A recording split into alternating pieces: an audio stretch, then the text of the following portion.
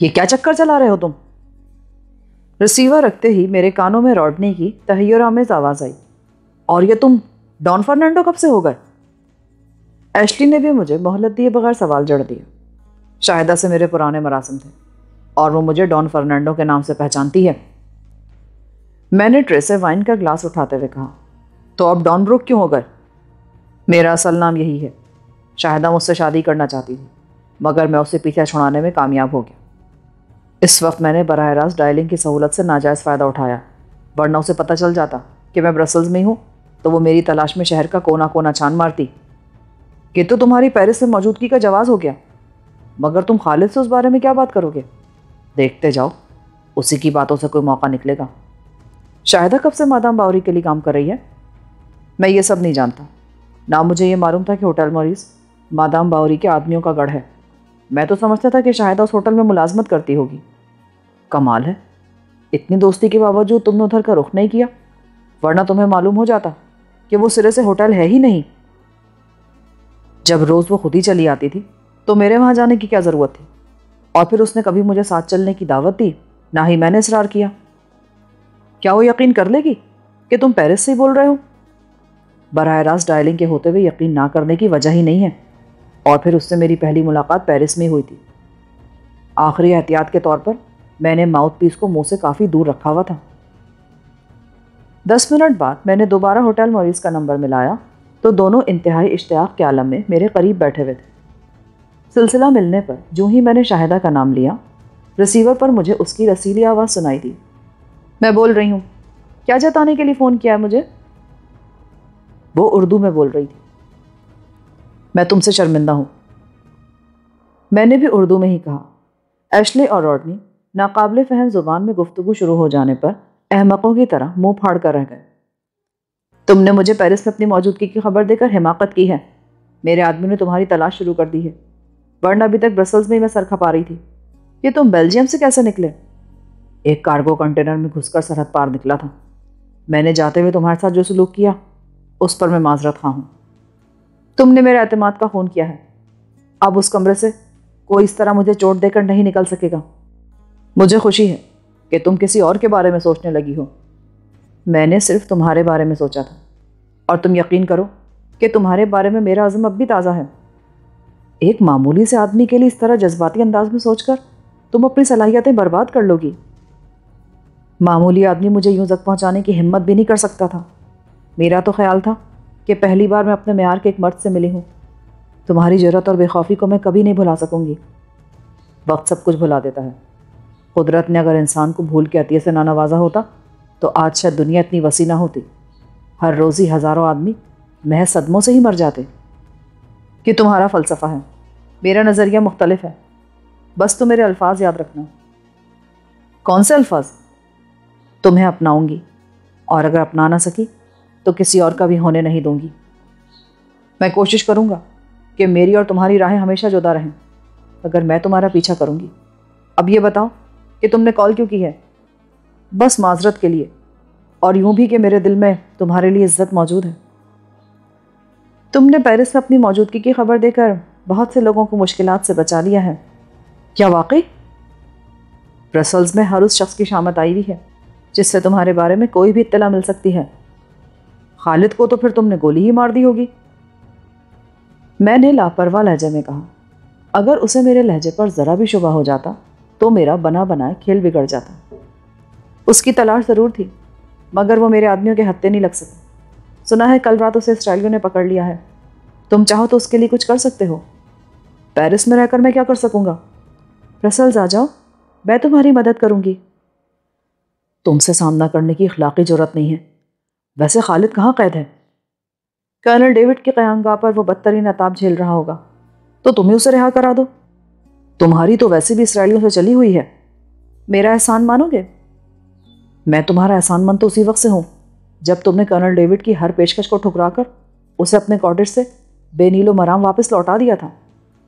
اور فراغ دلی بھی تمہاری خوبی ہے، ورنہ زیادہ تر لوگ احسان فراموش ہوتے ہیں۔ میں جس شخص کے گھر سے فون کر رہا ہوں وہ اتنا بھاری بل ادا نہیں کر سکے گا۔ میں نے اسے یاد دلایا کہ میں دوسرے ملک سے بول رہا ہوں۔ اپنا نمبر دے دو، میں رنگ کرتی ہوں۔ میں دل ہی دل میں اس کی مکاری پر ہنستی ہوں، مگر بظاہر انجان بنتے ہوئے بولا، میں ریسیور رکھ کر یہاں سے نکل جاؤں گا۔ یہ بتاؤ کہ تم خالد کے لیے کچھ کر رہی ہو؟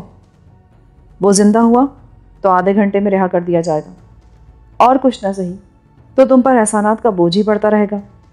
آئندہ سامنا ہوا تو کم از کم تمہاری آنکھوں میں تھوڑا سا لحاظ تو ہوگا۔ شکریہ، پھر کبھی موقع ملا تو کال کروں گا۔ میں شاید آج ہی برسلز چھوڑ دوں گی، آئندہ مجھے کال نہ کرنا۔ جیسے تمہاری مرضی، خدا حافظ۔ ریسیور رکھتے ہی یک پر یک میرا دل اداس ہو گیا۔ کیا باتیں ہوئی؟ خالد اسرائیلیوں کی قید میں ہے۔ کہاں؟ پیرس کے اسرائیلی سفارت خانے سے کرنل ڈیوڈ نامی ملٹری سیکرٹری یہاں آیا ہوا ہے۔ خالد اسی کی قیام گاہ پر قید ہے۔ تو پھر چلو، یہاں بیٹھے کیا کر رہے ہو؟ بیٹھ جاؤ، اگر وہ ابھی تک زندہ ہے تو آدھے گھنٹے میں رہا کرا لیا جائے گا۔ کون آزاد کرائے گا اسے؟ مادام باوری کے آدمی یا شاہدہ کے دوست؟ یہ شاہدہ کیا بلا ہے؟ مجھے خود نہیں معلوم، ویسے مہم سے وعدہ کیا ہے اس نے۔ کہ تم کس زبان میں گفتگو کر رہے تھے؟ ایک قبائلی زبان تھی، شاہدہ زبان میں بات کر کے خوش ہوتی ہے۔ میں نے اردو کے نام سے دانستہ گریز کی۔ میرے لیے تمہاری شخصیت بتدریج مشکوک ہوتی جا رہی ہے، ایشلی نے کہا۔ ہونی ہی چاہیے، کیونکہ میں بے چوچرا تمہارے ساتھ تعاون جو کرتا چلا آ رہا ہوں۔ جس شخص کی خواہش پر مادام باوری کے کارندے کام کرنے لگے وہ کوئی معمولی آدمی نہیں ہو سکتا۔ میرے لیے تمہارے ان الفاظ کی کوئی اہمیت نہیں ہے، کیونکہ مادام باوری میرے لیے ایک نامانوس سا نام ہے۔ کیا فضول بحث لے کر بیٹھ گئے؟ وہ لوگ کچھ کریں یا نہ کریں، ہمیں کرنل ڈیوڈ کے مکان کا سراغ لگا کر وہاں جلد از جلد دھاوا بول دینا چاہیے۔ راڈنی نے دوسرا گلاس خالی کرتے ہوئے برا سا منہ بنا کر کہا، تم یہیں رکو، اسے 4 گلاس سے آگے نہ بڑھنے دینا، ورنہ یہ سلٹ کو میدان جنگ میں بدل کر رکھ دے گا۔ میں خالد کے مکان پر جاتا ہوں، اور اگر وہ وہاں پہنچا تو اسے ساتھ لے کر آؤں گا۔ ایشلی اٹھتے ہوئے مجھ سے بولا، 4 گلاس تو کیا، میں بوتل بھی خالی کر دوں تو میرا کچھ نہیں بگڑتا۔ میں ان مچھروں میں سے نہیں ہوں جو شراب کی محض بو سے ہی نشے میں آپے سے باہر ہو جاتے ہیں۔ واپسی میں تعاقب کا خیال رکھنا ایشلی۔ میں نے راڈنی کی ہرزہ سرائی پر کان دھرے بغیر ایشلی سے کہا، جو جاتے جاتے رک کر راڈنی کو گھورنے لگا تھا۔ اسی وقت فون کی گھنٹی بجی اور راڈنی نے لپک کر ریسیور اٹھا لیا۔ چند لمحوں تک وہ ہوں ہاں کرتا رہا، پھر ماؤتھ پیس پر ہاتھ رکھ کر مجھ سے بولا، تمہارا فون ہے، کوئی لڑکی بول رہی ہے۔ لڑکی؟ یہ میری کون سی شناسہ پیدا ہو گئی؟ آواز سے نوجوان لگتی ہے۔ راڈنی ریسیور کو آنکھ مار کر بولا، ہیلو۔ میں نے ریسیور لے کر دھڑکتے دل کے ساتھ کہا، تو میرا اندیشہ درست ہی نکلا۔ میرے کانوں سے شاہدہ کی آواز ٹکرائی اور میرا دل اچھل کر حلق میں آ گیا۔ اب فلیٹ سے نکلنے کی حماقت نہ کرنا، ورنہ چاروں طرف سے بھون دیے جاؤ گے۔ میں خود ہی ادھر آ رہی ہوں۔ مایوسی کی شدید لہر نے میرے پورے وجود کو اپنی گرفت میں لے لیا، مگر میں نے اپنے لہجے پر قابو رکھا۔ تم مجھے نہیں پا سکو گی شاہدہ، میری بات سنو۔ تمہاری دوسری فون کال کے وقت میرا ریڈیو آفیسر تیار تھا۔ اس نے دوسری بار ایکسچینج سے بآسانی معلوم کر لیا کہ تم مائکرو ویو رابطے پر نہیں بلکہ برسلز کے ایک نمبر سے بات کر رہے تھے۔ اس نے نہ صرف تمہارا نمبر بلکہ سلٹ کا پتہ بھی لے لیا ہے، اور اب تک میرے 10-12 آدمی اس عمارت کا محاصرہ کر چکے ہوں گے، لہٰذا کوئی غلط قدم مت اٹھانا۔ میں ہر حال میں تمہیں زندہ دیکھنا چاہتی ہوں۔ میں نے کچھ کہے بغیر ریسیور رکھ دیا۔ راڈنی اور ایشلی شاید میرے چہرے کی بدلی ہوئی کیفیات دیکھ کر بوکھلائے ہوئے تھے۔ بھاگو، چوٹ ہو گئی، میں نے شکست خوردہ لہجے میں کہا، اور اوور کوٹ کی داہنی جیب میں پڑے ہوئے پستول کے سرد آہنی دستے پر اپنی گرفت مضبوط کرتے ہوئے تیزی سے نکاسی کے دروازے کی طرف بڑھ گیا۔ خطرہ ہے تو ادھر سے آؤ، راڈنی جلدی سے بولا، اور میں فوراً ہی واپس آ گیا۔ کچن کا ایک دروازہ مختصر سی ویران راہداری میں کھلتا تھا، اور اس طرف تنگ زینوں کا سلسلہ بھی موجود تھا۔ ہم لوگ جو ہی نیم تاریک زینوں کی طرف بڑھے، دیوار کی اوٹ سے ایک دراز قامت شخص اچانک سامنے آ گیا۔ اس کے ہاتھ میں بھرا ہوا ریوالور موجود تھا۔ موت کے خطرے کو سر پر منڈلاتے دیکھ اس وقت میرے وجود میں ناقابل یقین سرایت کر چکی تھی۔ میں نے پھرتی کے ساتھ سائلنسر چڑھا ہوا پستول نکال کر سیدھا کیا اور راستے میں حائل ہونے والے کا بھیجا پاش پاش کر دیا۔ پستول کے کھٹکے کی آواز کے ساتھ ہی وہ نامعلوم شخص لہرا کر سیڑھیوں پر گرا اور نیچے لڑکتا چلا گیا۔ میرے پستول کی گولی نے اسے اس قدر سہل موت سے ہمکنار کیا تھا کہ اسے چیخنے یا تڑپنے کی بھی مہلت نہیں مل سکی تھی۔ اس عقبی زینے پر ویرانی کا راج تھا۔ یوں محسوس ہو رہا تھا جیسے عمارت کے مکین وہ راستہ شاذ و نادر استعمال کرتے ہوں گے۔ یہ صورتحال ہم تینوں کے لیے حوصلہ افزا تھی۔ ہم تیزی کے ساتھ سیڑھیاں پھلانگتے ہوئے نیچے جا پہنچے۔ کالر کھڑے کر لو۔ آخری سیڑھی پر ایشلے کی ہجان آمیز سرگوشیانہ آواز سنائی دی اور اس ہدایت پر فوراً ہی عمل کر لیا گیا۔ میرے لیے شاہدہ کے آخری الفاظ بہت اہم تھے۔ اس نے کہا تھا کہ وہ مجھے ہر قیمت پر زندہ دیکھنا چاہتی تھی۔ اس نے اضطراری طور پر اپنی دلی خواہش کا اظہار کر دیا تھا اور مجھے یقین تھا کہ اس نے اپنے آدمیوں کو بھی میرے بارے میں احتیاط کی ہدایت کی ہوگی۔ ان لوگوں کی جھجک اور احتیاط تصادم کے ہر مرحلے پر میری کامیابی کا سبب بن سکتی تھی۔ پھر اس گوہر آلود موسم میں کالر کھڑے کر لینے کے بعد میری شناخت بھی بہت دشوار ہو چکی تھی، لیکن پھر بھی میں ہر قسم کی صورتحال کا مقابلہ کرنے کے لیے تیار تھا۔ سامنے۔ عمارت کے عقبی دروازے سے باہر نکلتے ہوئے راڈنی نے میرے کان کے نیچے کہا اور میری نگاہیں بے اختیار اسی طرف اٹھ گئیں۔ کوہر کے دھندلکے میں اس دروازے کے عین سامنے مقابل والی دیوار کے ساتھ سرخ رنگ کی ایک 2 سیٹر کھڑی ہوئی تھی، جس کی ڈرائیونگ سیٹ پر موجود شخص بے فکری کے ساتھ سگریٹ پینے میں مصروف تھا۔ اس کے سر پر فلیٹ ہیڈ موجود تھی، جس کے باعث اس کے چہرے کے رخ کا اندازہ لگانا دشوار تھا، مگر جب اس نے سگریٹ کا کش لیا تو سگریٹ کے جلتے ہوئے سرے کی بنا پر پتہ چلا کہ وہ اسی دروازے کی طرف متوجہ تھا۔ تم رکو، میرا پستول بے آواز ہے۔ میں نے راڈنی کا ہاتھ چرمی جیکٹ کی طرف جاتے دیکھ کر سختی سے اسے روک دیا۔ ہم لوگ عمارت سے نکل کر فٹ پاتھ پر آئے تو وہاں ویرانی کا راج تھا۔ میں رکے بغیر سڑک عبور کر کے 2 سیٹر کی طرف بڑھتا چلا گیا۔ ان تینوں نے بھی میری تقلید کی۔ 2 سیٹر والے نے 3 آدمیوں کو یوں دیوانہ وار اپنی طرف آتے دیکھا تو شاید بوکھلا گیا۔ اس نے دروازہ کھول کر نیچے اترنے کی کوشش کی، مگر اس سے پہلے ہم تینوں اس کے سر پر پہنچ گئے۔ میں نے سختی کے ساتھ دروازے پر بایاں ہاتھ رکھ کر اسے دروازہ کھولنے سے روک دیا۔ اس سے پیشتر کہ میں اس کے رد عمل کا اندازہ کر کے کوئی کارروائی کرتا، میری پشت سے بجلی کسی تیزی سے راڈنی کا ہاتھ نمودار ہوا، جس میں رائفل کی نال دبی ہوئی تھی۔ پھر اس نے ریوالور کا وزنی دستہ پوری قوت سے 2 سیٹر والی کی کھوپڑی کے عقبی حصے پر دے مارا۔ اس کا جسم سیٹ سے اچھلا، اس کے حلق سے ایک دبی دبی سی چیخ بلند ہوئی اور پھر اس کا بدن ڈھیلا ہو کر سیٹ پر ڈھیر ہو گیا۔ ایشلی نے کار کا دروازہ کھول کر اس کے بے جان بدن کو کالر کے سہارے بے رحمی سے باہر گھسیٹ کر سڑک پر ڈال دیا اور خود ڈرائیونگ سیٹ پر بیٹھ گئے۔ پھرتی کے ساتھ میں راڈنی کے ہمراہ دوسری طرف کا دروازہ کھول کر اندر گھس گیا۔ ایشلی نے کار اسٹارٹ کی اور کار تیزی کے ساتھ آگے بڑھتی چلی گئی۔ اس کار میں صرف 2 سیٹیں ہونے کی وجہ سے ہمیں بیٹھنے میں خاصی دشواری ہوئی، مگر اس وقت وہ مختصر سی کار بھی ہمارے لیے ایک بہت بڑی نعمت تھی، جو ہمیں تیزی کے ساتھ اپنے دشمنوں سے دور لیے جا رہی تھی۔ اس علاقے سے کافی دور نکل آنے کے بعد ایک پارک کے قریب وہ کار چھوڑ دی گئی، کیونکہ زیادہ دیر تک اس میں گھومنے کی صورت میں ہمارا پکڑے جانا یقینی تھا۔ یہ سب ہوا کیسے؟ بھاگ دوڑ کا خاتمہ ہو جانے کے بعد ایشلی کو اچانک اس فرار کے اسباب جاننے کا خیال آ ہی گیا۔ وہ لڑکی میری توقع سے زیادہ چالاک نکلی، میں نے ندامت آمیز لہجے میں کہا۔ اس نے مجھے باتوں میں لگائے رکھا اور اس کے کسی ساتھی نے دوسرے فون پر ایکسچینج سے معلوم کر لیا کہ میں پیرس کے بجائے برسل سے ہی بات کر رہا تھا۔ مگر تم تو کہہ رہے تھے کہ وہ تمہاری دوست ہے۔ دوست ضرور ہے، مگر یہ معلوم نہیں تھا کہ وہ مادام باوری کی اتنی وفادار ہوگی۔ مگر مادام سے تمہاری کیا دشمنی ہے کہ تمہارا سراغ ملتے اس کے آدمی راڈنی کے فلیٹ پر چڑھ دوڑے؟ شاید یہ بھی خالد سے واقفیت کا شاخسانہ تھا۔ اس کا مطلب یہ ہوا کہ خالد بدستور خطرے میں ہے۔ خالد کو چھوڑو، سوزی کا کیا ہوگا؟ میرے فلیٹ پر پہنچتے وہ بے خبری میں دھر لی جائے گی۔ راڈنی چلتے چلتے اچانک رک گیا۔ اس ڈان فرنینڈو نے تو ہم دونوں کو مشکل میں ڈال دیا یار۔ ایشلی تشویش زدہ انداز میں بڑبڑایا۔ تمہارا تو کچھ نہیں بگڑا، میرا فلیٹ ان خوخان درندوں کی نظروں میں آ گیا ہے، پھر وہاں ان کا ایک آدمی بھی مارا گیا ہے، وہ تو مجھے پاتال میں بھی زندہ نہیں چھوڑیں گے۔ راڈنی کا خوف بچا تھا۔ پہلی بار مجھے اندازہ ہوا کہ میں نے اس بیچارے کو بدترین حالات سے دوچار کر دیا تھا۔ تم اس وقت سوزی سے کہیں رابطہ قائم کر کے اسے روک نہیں سکتے کیا؟ کہیں بھی ہو سکتی ہے وہ، میں اسے کہاں کہاں تلاش کروں گا، اور ہو سکتا ہے کہ وہ اب تک فلیٹ پر پہنچ ہی گئی ہو۔ کافی دیر تک غور و خوض کے بعد بھی راڈنی کی پریشانیوں کا کوئی حل دریافت نہ ہو سکا، اور آخر کار میں نے ایک بار پھر فون کا سہارا لینے کا فیصلہ کر لیا۔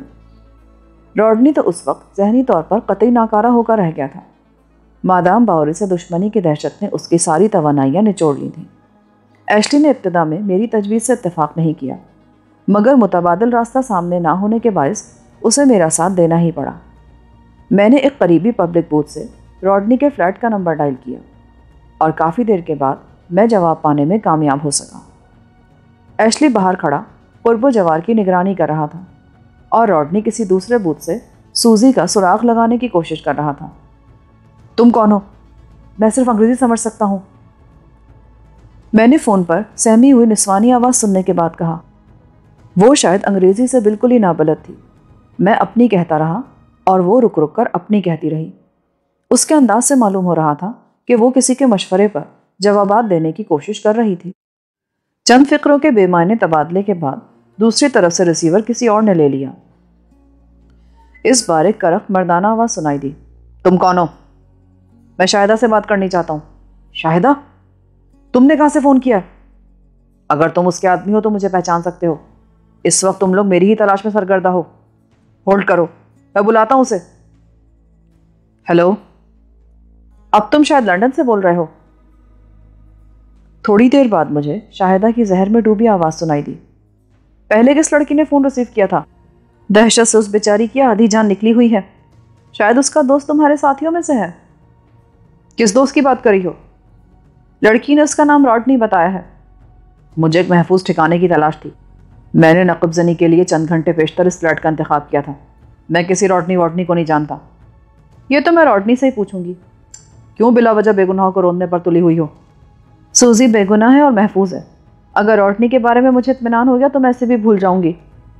مجھے اس آدمی کی موت کا قلق ہے جو سیڑھیوں پر میرے ہاتھوں مارا گیا۔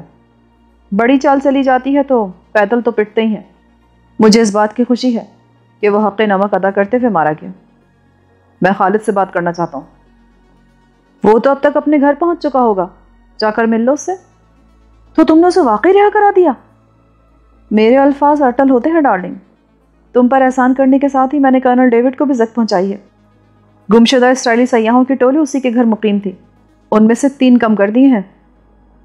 تم سے میرا واسطہ دن بدن عجیب رخ اختیار کرتا چلا جا رہا ہے۔ میں تو ایسا محسوس نہیں کرتی۔ دشمنی کے باوجود یہ باتیں عجیب نہیں لگتی؟ دشمنی دشمنی ہوتی تو شین کے پاگل خانے سے ہوٹل تک تم کہیں بھی بآسانی مارے جا سکتے تھے۔ چلتے چلتے میں بھی تمہیں ختم کر سکتا تھا، مگر تمہارے سلوک نے ہی مجھے درگزر پر مجبور کیا تھا۔ اب تم کدھر کا رخ کرو گے؟ جدھر موڑ گیا۔ میری کوئی منزل نہیں ہے۔ منزل تمہارے قدموں میں ہے، تم اسے ٹھکرانے پر تلے ہوئے ہو۔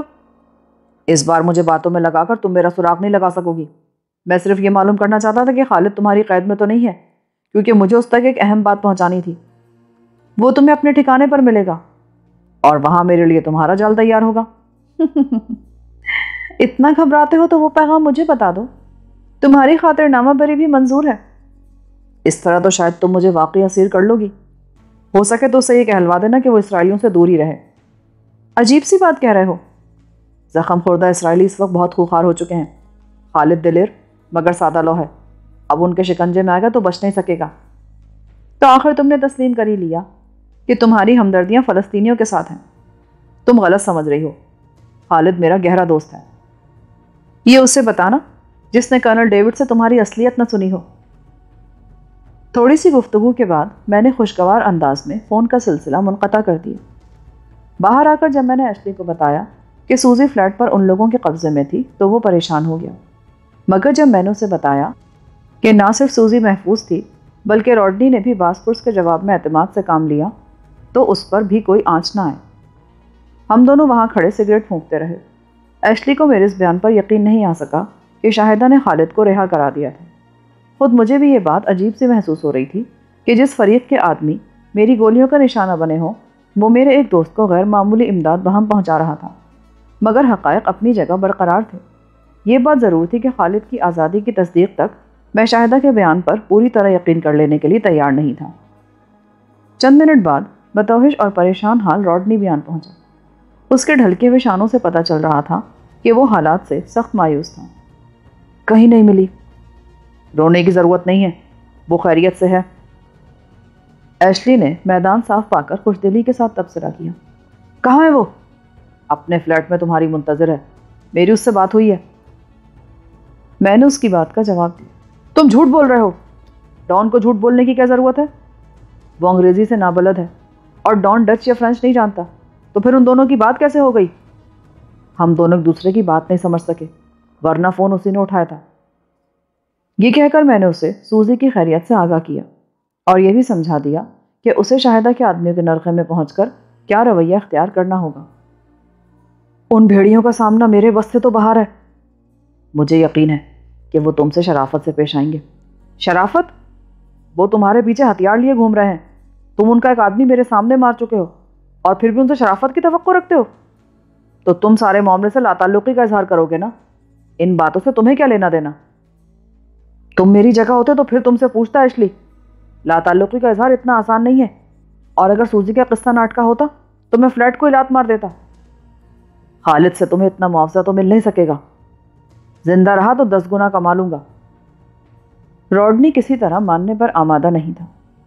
پارک میں یکبستہ ہواؤں کی کاٹ برداشت کرتے ہوئے ہم دونوں ہی اس کے ساتھ کافی دیر تک سر کھپاتے رہے، اور آخر روڈنی اس بات پر آمادہ ہو گیا کہ وہ پہلی بار ایشلی کے ساتھ اپنے فلیٹ جائے گا تاکہ دونوں مل کر صورتحال سے نمٹ سکیں۔ اور تم کہاں جاؤ گے؟ ایشلی نے پوچھا۔ میری فکر نہ کرو، انسانوں کے سمندر میں کہیں بھی گم ہو جاؤں گا۔ تمہیں خالد کی رہائی کی تصدیق سے دلچسپی نہیں ہے کیا؟ ضرور ہے، مگر میں کسی نئے پھندے میں گرفتار نہیں ہونا چاہتا۔ گردن تو میری ہی پتلی ہے نا، نئے پرانے سارے ہی پھندے بالکل ٹھیک فٹ ہوتے ہیں۔ روڈنی جلے بھنے لہجے میں بولا۔ اگر مجھے پتا ہوتا نا کہ ڈان بے خبری میں مجھے مادام باوری کا چارہ بنا دے گا تو میں بھول کر بھی اسے اپنے فلیٹ پر لے جانے کی حماقت نہیں کرتا۔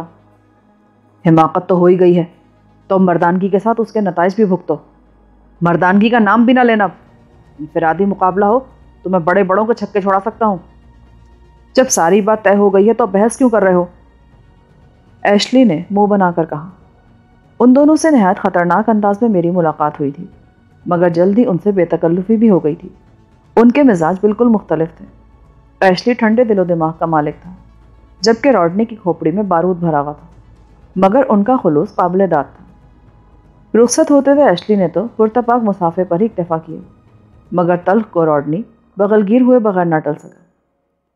میں وہیں کھڑا ان دونوں کو جاتے دیکھتا رہا، اور جب ان کے حوالے شام کی سرمئی کہر میں معدوم ہو گئے تو میں سستانے کی غرض سے جھاڑیوں میں گھری ہوئی ایک بینچ پر جا بیٹھا۔ خالد عبدالفتاح سے ملاقات ہونے کے بعد میں برسلز میں ایک بار پھر تنہا رہ گیا تھا۔ وہ شخص میرے سفری دستاویزات کے حصول کی نیت سے باہر نکلا تھا، مگر شاہدہ کے بقول کرنل ڈیوڈ کے آدمیوں کے چنگل میں جا پھنسا، اور اب شاہدہ نے مجھے اس کی آزادی کی نوید ضرور سنا دی تھی، مگر مجھے پورا یقین تھا کہ مجھے دوبارہ گھیرنے کے چکر میں اس نے خالد کے گرد اپنے آدمیوں کا جال پھیلایا ہوا ہوگا، لہٰذا میں ادھر کا رخ کر کے کوئی نیا خطرہ مول نہیں لے سکتا تھا۔ خالد مجھے ڈان بروک کے نام سے مکمل سفری دستاویزات کے ساتھ بیلجیم سے روانہ کرنا چاہتا تھا، مگر حالات بتا رہے تھے کہ مجھے برسل سے بھی غیر قانونی طور پر ہی فرار ہونا پڑے گا۔ شام کے سائے دراز ہونے لگے تو مجھے شب گزاری کی فکر لاحق ہو گئی۔ کھلے آسمان کے نیچے اس موسم میں رات بسر کرنا موت کو دعوت دینے کے مترادف تھا، لہٰذا میں نے بینچ چھوڑ دی اور خرامہ خرامہ پارک سے باہر نکل آیا۔ کچھ دیر تک ادھر ادھر بھٹکنے کے بعد میں کسی لاؤبالی سیاح کے انداز میں ٹہلتا ہوا ایک بارونق علاقے میں جا نکلا، جہاں شہر کے دیگر علاقوں کی نسبت ہپیوں کا زیادہ ہجوم تھا۔ تھوڑی سی سرگردانی کے بعد میں ایک ایسا ہوٹل تلاش کرنے میں کامیاب ہو گیا جہاں ایک قلیل سی رقم دے کر رات گزاری جا سکتی تھی۔ ہپیوں کی بھیڑ میں مجھے اپنا وجود نہایت عجیب محسوس ہو رہا تھا، مگر حالات کے تحت میرے لیے وہ ٹھکانہ سب سے زیادہ محفوظ تھا۔ کمرے کے حصول کے بعد میں نے باہر ایک اسنیک بار سے آتش شکم سرد کی اور 8 بجے اپنے کمرے میں واپس مقید ہو گئی۔ بھاگ دوڑ اور مار دھاڑ کے بعد موقع ملا تو میں جلد ہی نیند کی آغوش میں پہنچ گئی۔ کافی رات گئے اپنے دروازے پر تیز دستکوں کا شور سن کر میری آنکھ کھل گئی۔ کوئی بے چینی کے ساتھ میرا دروازہ پیٹے جا رہا تھا۔ بستر پر پڑے پڑے اچانک میرا پورا بدن سن ہو گیا۔ میرا سب سے پہلا خیال اپنے دشمنوں کی طرف گیا جو شہر میں ہر طرف میری تلاش میں تھے۔ دروازہ کھولو، پلیز دروازہ کھولو۔ باہر سے اچانک میرے کانوں میں دبی دبی سرگوشیانہ آواز آئی۔ उस सहमी हुई निस्वानी आवाज़ में ना जाने क्या तासीर थी कि मैंने फ़ौरन ही बिस्तर छोड़ दिया और उठकर दरवाज़ा खोल दिया। पिस्तौल मेरे हाथ में मौजूद था। दरवाज़ा खुलते ही स्याह आंखों और रेशम जैसी सुरमई जुल्फ़ों वाली एक सुबकंदाम लड़की किसी खौफजदा हिरनी की तरह अंदर घुस आई। उसका सीना किसी लोहार की धुकनी की तरह चल रहा था, जैसे बहुत दूर से भागती हुई आई हो। अंदर दाखिल होते उसने फुर्ती के साथ दरवाज़ा बंद कर दिया और चौबी पट से कमर टिकाकर यूं गहरे गहरे सांस लेने लगी जैसे उसे काफ़ी देर बाद ताज़ा हवा मैसर आई हो। मैंने नज़र भरकर उसका जायज़ा लिया तो मेरे पूरे बदन में चिंटियाँ सी रेंगने लगीं। वो अल्फाज की वुसअत से ज़्यादा हसीन थी। उसके भरे भरे गुलाबी रुखसारों पर कई ताज़ा खराशें पड़ी हुई थीं जिनसे खून रिस रहा था। उसकी बड़ी बड़ी स्याह आंखों में मासूमियत के साथ ही ऐसी दहशत रची हुई थी जैसे सोते सोते कोई भयानक सपना देखकर अचानक बेदार हो गई हो। उसके जिस्म पर मामूली सा लिबास था, मगर अपनी मजमूई वज़ाक़ता के पेश नज़र उसे किसी तरह आवारा गर्द हिप्पियों में शुमार नहीं किया जा सकता था। तुम मुझे रात भर के लिए पनाह दे सकते हो? तुम कौन हो और कहाँ से आई हो? मैंने पीछे हटकर उसे कुर्सी पर बैठने का इशारा किया। शुक्रिया, मैं तुम्हारे बराबर वाले कमरे में मुकीम हूँ और मेरा नाम लूसिया है। ये कहकर उसने अपने वैनिटी बैग से कागज़ी रुमाल निकाला और उससे अपने चेहरे की खराशें साफ करने लगी। तुम अकेली हो? नहीं, एक दोस्त के साथ थी, मगर वो इंतहाई जलील निकला। मुझे उम्मीद है कि तुम मेरे साथ हमदर्दी से पेश आओगे। तुम फिक्र मत करो, मेरा बिस्तर तुम्हारे लिए हाजिर है। नहीं नहीं, बस मुझे कंबल दे दो, मैं फर्श पर पड़कर सो जाऊंगी। तुम्हारे चेहरे पर ये खराशें कैसी हैं? लेमी बिल्कुल दरिंदा निकला। अगर मुझे शुबा भी होता तो उसके साथ कभी सयाहत का प्रोग्राम ना बनाती। तुम यहाँ बिल्कुल महफूज हो। मुझे अपनी पूरी कहानी सुनाओ, शायद मैं तुम्हारी कोई मदद कर सकूं। हम आज सुबह ही इटली से यहाँ पहुँचे हैं। लेमी मेरा गहरा दोस्त है। वो हिप्पियों में उठता बैठता ज़रूर था, मगर उसके अतवार बहुत शाइस्ता थे। उसी के मशवरे पर मैंने सयाहत का प्रोग्राम बनाया, मगर इस वक्त वो शराब के नशे में बुरी तरह धुत है। उस पर बुरी तरह खबासत सवार है। मैं बमुश्किल कमरे से निकल सकी हूँ। हैरत है, उसने तुम्हारा ताक़ुब नहीं किया। वो इस बुरी तरह पिए हुए है कि शायद दरवाजे की तलाश मुझसे सुबह हो जाएगी। चाहो तो उसे घसीट कर यहाँ ले आऊं, तुम उस कमरे में आराम से रात गुजार सकोगी। मैं अब उसकी सूरत भी नहीं देखना चाहती। मैं सुबह पहली परवाज़ से मिलान रवाना हो जाऊंगी। चाहो तो मैं मिलान तक तुम्हारा साथ दे सकता हूँ। उसने हैरत से सर उठाकर मेरी तरफ देखा, मगर मेरे चेहरे पर शराफत की दबीज़ तय देखकर उसकी हैरत रफा हो गई। क्या तुम भी इटली जा रहे हो? कोशिश कर रहा हूँ, मगर शायद काफ़ी दिन ना निकल सकूँ। अगर तुम बुरा ना मानो तो मैं तुम्हारी माली आयानत कर सकती हूँ। माली आयानत नहीं, मेरे तमाम सफरी कागजात गुम हो गए हैं। तो दूसरे बनवा लो। तुम्हारा ताल्लुक़ किस मुल्क से है? बरतानवी शहरियत है, मगर बुनियादी तौर पर एशियाई तारिक वतन हूँ। तारकीन वतन के मामले में मकामी बरतानवी हुक्काम बहुत सख्तगीर हैं। जब तक बरतानिया से मेरी फराहम की हुई इत्तलात की तस्दीक नहीं हो जाती, दूसरा पासपोर्ट वो जारी नहीं करेंगे। ओह, मेरा ख्याल है कि मैं तुम्हारे लिए कुछ कर सकूंगी। तुम शरीफ आदमी मालूम होते हो। तुम तो खुद यहाँ अजनबी हो, मेरे लिए क्या करोगी? कुछ अर्सा पहले तक मेरे बाप का करीबी दोस्त ब्रसल्स के अतालवी सिफारत खाने में ट्रेड कमिश्नर हुआ करता था। अगर वो अब भी यही है तो मैं खड़े खड़े अतालवी पासपोर्ट तुम्हें दिलवा सकती हूँ। ये खुशखबरी सुनकर मेरा दिल उछल पड़ा। कई नाकामियों के बाद कुदरत मुझ पर मेहरबान होती नजर आ रही थी। मैं दिल ही दिल में लेमी को दुआएं देने लगा, जिसकी ज़्यादतियों के बायस लूसिया मुझ तक पहुंची थी। अगर तुम मेरा ये काम करा सको तो वाकई मसला सर से उतर जाएगा। सुबह साथ ही चलेंगे। वो बिस्तर पर से कंबल उठाकर फर्श पर डालते हुए बोली, अगर वो मौजूद हुआ तो बस तुम्हारी 4-6 तस्वीर ही दरकार होंगी। तुम बिस्तर पर आ जाओ, मैं नीचे भी गुजारा कर लूँगा। मैंने उसे रोकते हुए कहा, मगर वो अपनी ज़िद पर अड़ी रही और मुझे बिस्तर पर ही दराज होना पड़ा। अगर लेमी ने होश में आकर तुम्हारे लिए हंगामा खड़ा किया तो क्या होगा? फिक्र ना करो, शराब के नशे में धुत होने के बाद वो दिन चढ़े तक सोता रहता है। मिलान में तुम क्या करती हो? अपने बाप की फैक्ट्री में अकाउंट्स क्लर्क हूँ। बाप की फैक्ट्री में अकाउंट्स क्लर्क? चौंको नहीं, मैं अपने बाप की इकलौती औलाद हूँ। वो चाहता है जब मैं उसकी कुर्सी पर पहुँचूँ तो मालियात का हर पहलू मेरी नज़र में होना चाहिए। لیمی تمہاری فیکٹری میں تو کام نہیں کرتا، تمہیں کیسے معلوم ہوا؟